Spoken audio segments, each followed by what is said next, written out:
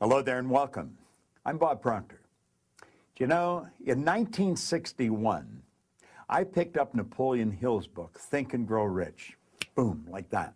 My entire life changed. I was sitting in a fire hall in a suburb of Toronto in Canada.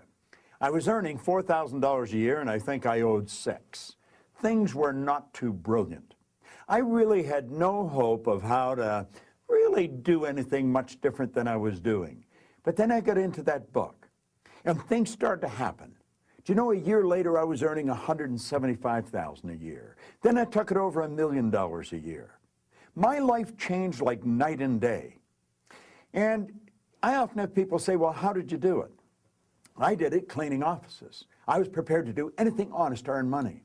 I got a bucket and a mop and used floor machines, and I started to clean one office. Do you know, in a relatively short period of time, I was cleaning offices in Toronto, Montreal, Boston, Cleveland, Atlanta, London, England. The thing just took off like a rocket.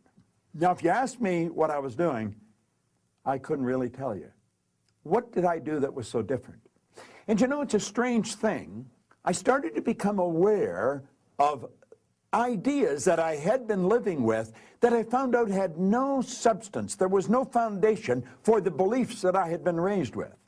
You see, I had been raised to believe that if you're going to earn a lot of money, you've got to be really brilliant. But I was earning a lot of money and I knew I wasn't. I was raised with the idea that if you don't go to school, you'll never do well in business. I went to grade 9 for 3 months. A couple of months high school, that was it. And here I was operating a business in 3 different countries and 7 different cities. And I started to ask myself, how does this happen? What am I doing that's so different? People would ask me and I said, well, I'm cleaning offices. But you know, I think that cleaning offices was almost incidental to what I was doing. I could have been doing anything. I had to find out what happened to me. Why did I change? And you see, what I really did, I changed my belief about who I am.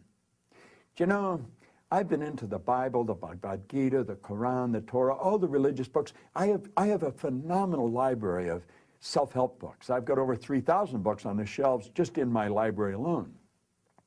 They're all up there in alphabetical order by author. Now, up until 1961, I had never read a book. Think and Grow Rich was the first book I'd ever read. But I started to study. I wanted to know, why did I change? Because I gave that book to other people and nothing happened to them. Do you know, it took me 9 years. And what I arrived at is I had changed my belief about who I am. Now, in all of the great books, it said you've got to believe. William James, the great psychologist from Harvard back around 1900, he said, believe, and your belief will actually create the fact. Well, you know, we read that all things are possible if you believe. Well, I started to study this word belief, and I thought, where does it come from? How do we arrive at it? How do we believe? Why do we believe what we believe? Do you know, if you really analyze most of your beliefs, they have no foundation.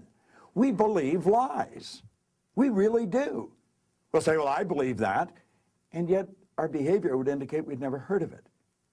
Now, this really puzzled me. I made a very good move way back in the early 60s. I selected coaches, mentors. I've had 7 of them in my life, and phenomenal ones. And I would listen carefully to them. I'd always have questions prepared when I was going to meet with them. And I remember I was sitting with Val Van de Waal. We were in a hotel in Toronto, and he said something just in idle conversation like that. It was like rockets going off in my mind. He said, our belief system is based upon our evaluation of something. And frequently, if we reevaluate a situation, our belief about that situation will change. I said, what'd you say? He said, what do you mean? I said, you said something about belief. He said, our belief is based upon the evaluation of something. And frequently, if we reevaluate a situation, our belief about it will change. And suddenly, I realized what had happened in my life. I began reevaluating who I was, what made me tick. Do you know, it's a rather sad thing. We can go right through our educational system and learn very little about ourselves. There's a couple of things we're not taught in school. There's many things we're not taught, but there's a couple that are vital to our success. Number one, we're not taught how to earn money. No, we're not. 1% of our population earns 96% of all the money that's being earned. Now think about that for a moment. And we're not taught how to make decisions. That's why we have people run around saying, what do you think I should do? Do you know we're all essentially the same? Do you know what's different is our behavior, our belief systems, and the results we get. But the mind operates exactly the same with you as it does with me. Our body plays the same role. It plays the same role. It's an instrument of the mind. Do you know that you and I can sit down and we can accomplish anything that we can visualize in our mind? Oh, I know you've heard that. You've heard it many, many times, and you read it in all kinds of books. But why is it that we have people read this information, they hear it in recorded fashion, but they don't change? It doesn't happen. There's a missing link. Well, I found out what that missing link was. Now, mind you, it took me a long time. You see, I changed, and my life changed so dramatically, I didn't know why. See, it's not obvious. It's inside. It's like Wallace Wattles says. He says, your success isn't from what you do, it's how you do it. You see? The big difference, the big difference. It's not what you do, it's how you do it. It's what's going on inside.